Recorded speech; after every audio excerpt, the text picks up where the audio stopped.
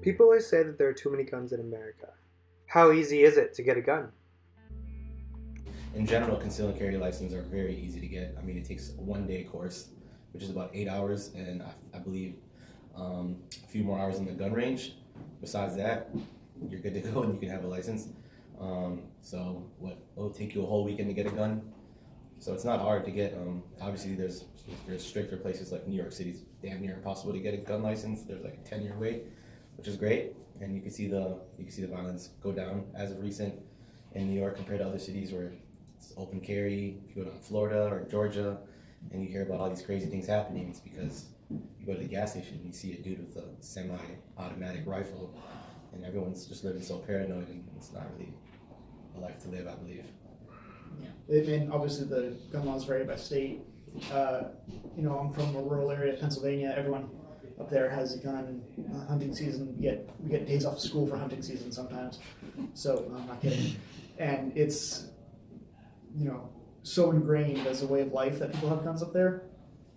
But when you lessen the laws to ease it, it makes it easier for people to bring guns into different places. Like they had recently, there was the demonstration of people open carrying their guns into like fast food restaurants. I think it was like somewhere in the South. I don't remember where it was.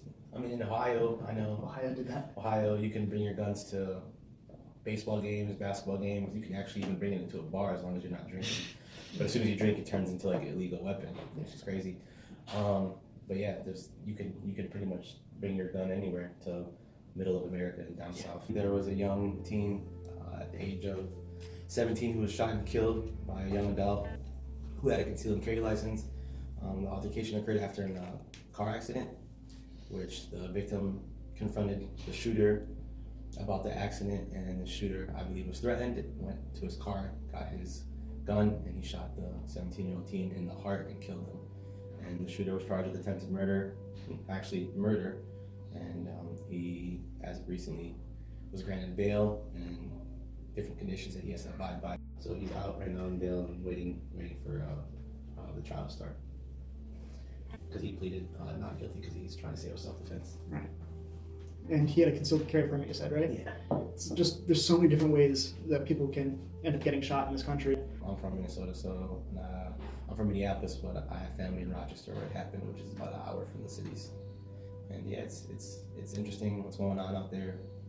The kid was an immigrant. He was from Egypt, I believe, and it's just, it's interesting to see how they handle situations like that, because specifically in Minneapolis, there's a lot of immigrants, East African, West African, South American, and I've seen with my own eyes different cases that have happened, different gun violence situations, and when tables are turned and it's an immigrant or a person of color doing this, you don't really see them getting bail, and it's even hard to have a concealed carry license as a person of color in the state of Minnesota, because you could be killed by the police, which happened to Philando Castile. He had a concealed carry license, and when he told the officer he had one, he was shot and killed.